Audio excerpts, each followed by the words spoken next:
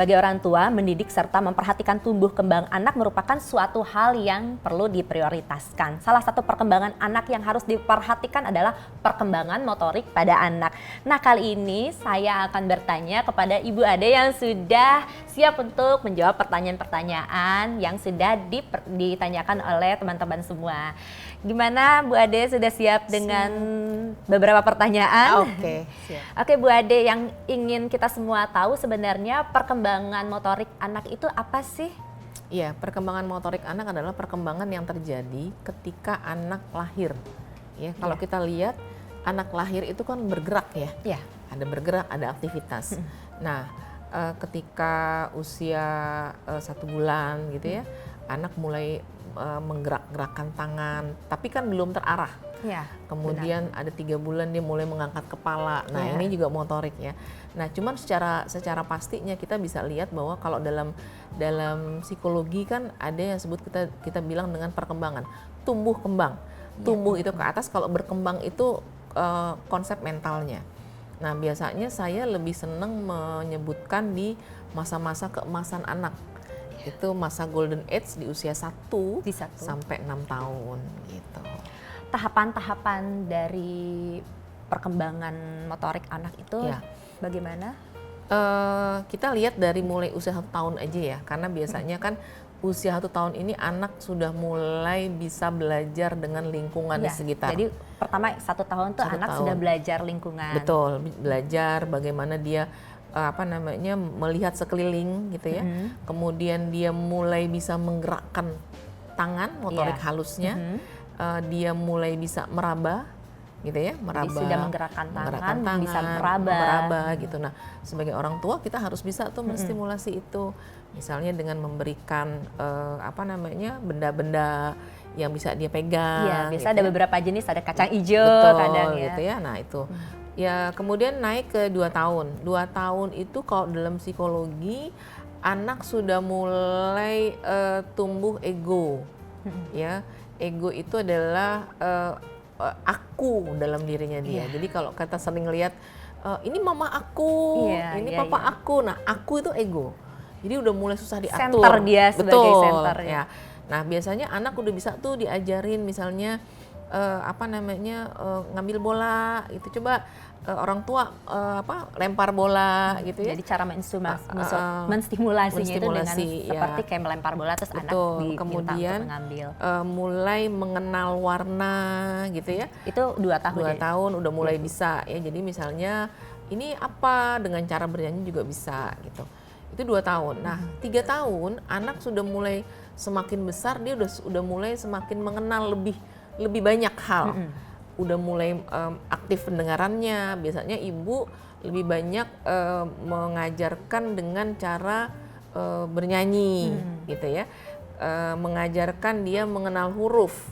Huruf itu dengan cara apa? Kalau saya selalu bilang begini, anak 3 tahun kan orang tua sudah mulai repot, masukin sekolah nggak ya? Masukin sekolah nggak ya? Kalau saya bilang belum Pak, belum harus. Kenapa? Karena di situ orang tua masih punya kesempatan yang besar untuk bisa menstimulasi. 3 tahun itu dengan cara misalnya, kalau saya senengnya pakai bulpen gitu ya, bulpen bekas tuh. Kalau dulu zaman saya tuh pakai lidi ya, kita ngitung-ngitung. Iya benar. Nah, kalau sekarang tuh bulpen aja, taruh ini hitung, jadi dia real. Dia real 1, 2, 3. Kalau diambil ini berapa ini, nah gitu. Iya, benar. Kemudian huruf juga begitu, ada A sampai Z diaduk, kita bilang ayo mana huruf A. Dia bisa meraba. Jadi kalau ini sama dengan pendidikan dalam dasar Montessori itu ada seperti itu ya. Jadi anak mengenal betul, bukan cuman bunyi, tapi taktilnya, motoriknya, motorik halusnya dia bisa meraba nih. Oh iya ya, A itu berbeda dengan B. Di mana bedanya? Kalau A itu tarikan garis, kalau B itu ada lengkungan. Nah, jadi anak sudah bisa membayangkan itu. Nah, 4 tahun udah mulai lebih besar lagi, udah mulai bisa mengajarkan anak untuk belajar menulis atau menarik garis, atau untuk melatih koordinasi matanya dengan cara menggunakan puzzle. Dia bisa keseimbangan koordinasi motoriknya. Kadang-kadang kan ada anak yang dulu saya punya anak saya waktu kecil tuh manajemen bodinya nggak bagus. Jalan di tempat yang segini aja mesti aja dia kesenggol. Nah itu karena nggak dilatih.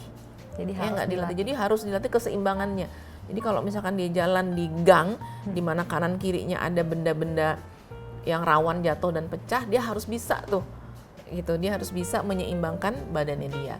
Nah umur 5 tahun udah mulai bisa bermain tuh, bermain misalnya tebak kata, kemudian bermain sepak bola, gitu ya. Kemudian banyak hal yang memang lebih luas kita bisa mengeksplornya. Dan 6 tahun biasanya karena dia sudah mulai kenal, udah persiapan kita masuk SD, Ya. nah dia udah mulai lebih lagi tuh, dia belajar. Jadi kalau saya selalu bilang gini, orang tua jangan dibiasakan dia ngomong belajar. Karena stigmanya jadi ke Betul. anaknya. Nanti belajar itu dia akan dengarkan ketika di sekolah. Jadi ketika golden age itu kita bilang, ayo nak kita bermain yuk. Nah karena itu usianya usia bermain kan. Jadi ketika anak diajak bermain, padahal sebetulnya ada edukasinya, mereka senang. Jadi Itu akan yang lebih mereka tahu gampang. bermain padahal itu Belajar. Betul. Ya, ya. Jadi Iya, kayak- istilahnya jangan belajar ya, Jangan tapi kita belajar. mengajak mereka untuk bermain. Iya, pernah ada kasus anak ini nggak dikenalkan dengan uang gitu ya, karena ibu orang tuanya merasa bahwa belum waktunya di uang, tapi di sekolah jadi dia mencuri. Jadi dia dia mencuri tidak tahu. karena dia kepengen kan, tapi dia nggak pernah dibekali uang. Kemudian dia bilang gini, kamu kalau kebetulan anak ini pinter, kalau kamu mau dapat jawaban dari saya ulangan, kamu harus bayar ke saya 50.000 gitu misalnya. Jadi dari umur dia anak ini kelas 3 SD loh. 3 SD. Kelas 3 SD, jadi dia udah mulai, jadi dikumpulin dan dia dapat uang banyak kan. Padahal sebetulnya dia nggak tahu nilai uang itu, dia nggak tahu. Tapi dia tahu nominal, tapi dia nggak tahu. Bagaimana kalau misalnya setiap anak dalam setiap tadi step-stepnya itu tertinggal? Sebetulnya gini, ada kalau tertinggal itu biasanya akan menjadi masalah di kemudian hari. Sama halnya kalau misalnya kita kan kalau kita turun tangga itu kan harus ini ya, Yes. runtun ya. Runtun ya satu-satu. Kalau kita melewati step yang berikutnya apa akibatnya? Terpatung. Jatuh. Nah, sama anak juga begitu. Pasti ada problem di kemudian hari, misalnya ketika dia tidak pada saat usia 2 tahun tidak diajarkan bagaimana dia melatih motoriknya, maka nanti di usia 4 atau 5 tahun dia akan sulit tuh memulai lagi karena dia nggak terlatih kan. Ya, jadi gangguan efek yang terlihat itu justru saat usianya bertambah. Ya. Jadi betul. itu memang setiap step-stepnya tuh harus sesuai. Betul. Harus sesuai. Kalau perkembangan tuh pasti harus sesuai. Harus sesuai ya. Untuk itu kan kalau misalnya ada yang bermasalah ada klinik tumbuh kembang anak ya biasanya. Ya biasanya kita melakukan deteksi dini, misalnya gini, kenapa anak ini nggak fokus gitu di usia 7 tahun gitu. Kita akan coba runtut ke belakang. Ada masalah apa? Kita tanya. Dia jalannya berapa tahun, dia bicaranya berapa tahun, kemudian pada saat 3 tahun dia pernah punya riwayat apa. Nah itu kita coba cari di situ, karena biasanya ketemu tuh di situ. Bahkan anak yang tidak merangkak itu bisa bermasalah betul, di kemudian harinya bisa ya. bermasalah banget. Makanya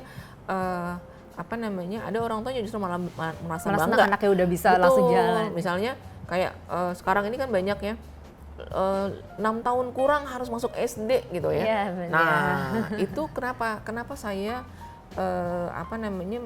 sangat tidak merekomendasikan. Karena belum ada perkembangan yang belum optimal pada anak. Ketika SD apa yang terjadi? SD ini kan ada konsekuensi yang harus dialami oleh si anak ya. Padahal 5 tahun setengah, 6 tahun kurang itu kan masa anak-anak bermain. Dia harus dikenakan konsekuensi, ada PR. Iya ya kan? benar, banyak anak yang stres. Nah, stresnya tidak terjadi pada saat umur 6 tahun. Learning disabilitas atau gangguan belajar terjadi pada saat anak kelas 4. Justru masalahnya Kelas di 4 SD. 1, 2, 3 aman. Iya. Kenapa? Karena itu pengulangan. Begitu kelas 4 sistem pendidikan sudah makin tinggi. Iya, lebih susah Lebih juga susah. pelajarannya. Anak stres. Pertama dia nggak mau belajar, kemudian dia bosen, sehingga orang tua bilang, nah kita lah ya sebagai orang tua kena dampaknya ya. Sebenarnya yang menyebabkan anak itu bisa tidak sesuai perkembangannya, sesuai umurnya itu apa aja sih, Bu? Biasanya bermasalah di golden age-nya aja. Bermasalah. Jadi kalau saya selalu bilang begini, ibu mau ongkang-ongkang kakinya sekarang atau nanti. Kalau sekarang abaikan golden age. Ibu boleh ongkang kaki, nggak usah urus aja anaknya. Nanti ibu akan bermasalah di kemudian hari ketika anak masuk SD. Nah, itu udah sampai kita bisa keluar tanduk Lebih ya. capek di awal di Nah, golden kalau age kita ini capek ya. di awal, golden age-nya kita persiapkan banget, kita stimulasi benar ya, motoriknya, mentalnya. Maka ketika dia masuk SD nanti, ibu akan cuma bilang, oke nak, ada tugas, tenang mah, tugasnya udah aku siapin. Nah, kita nggak, tinggal cuma bilang begitu aja. Anak tahu dan anak mandiri. Karena anak sudah diajarkan, dilatih dari sesuai Betul. perkembangannya semua bertahap ya. Betul. Itu satu. Yang kedua, ketika anak golden age, fungsi kita sebagai figur otoritas masih dipegang sama anak. Anak masih dalam tanda petik takut loh. Iya. Tapi ketika coba deh 7 tahun, 8 tahun disuruh deh, nggak mau kan ya? Iya. Anak-anak sekarang kan ya Bener. susah. Nggak mau, kata ibu guru. Dia selalu bilang gitu kan, kata ibu guruku nggak perlu mah gitu. Tapi kalau kita bondingnya dari kecil sampai umur 6 tahun, pada saat dia ini, oh iya ya, Bu Guru, kata ibuku, aku harus begini. Jadi dibalik gitu Iya. ya. Nah, itu sih sebetulnya. Ya, jadi kalau tadi sebenarnya karena masa-masanya, jadi penyebabnya itu ketertinggalan mungkin dari awalnya ya. Betul. Ya teman-teman, demikian mengenai perkembangan motorik anak. Jika ada yang ingin ditanyakan lagi, boleh tulis di tab komen. Mungkin nanti akan kita bahas di episode selanjutnya. Ya sekarang kita pamit dulu ya. Saya Fitri dan Ibu Saya Ade. Ade. Sampai jumpa, bye-bye.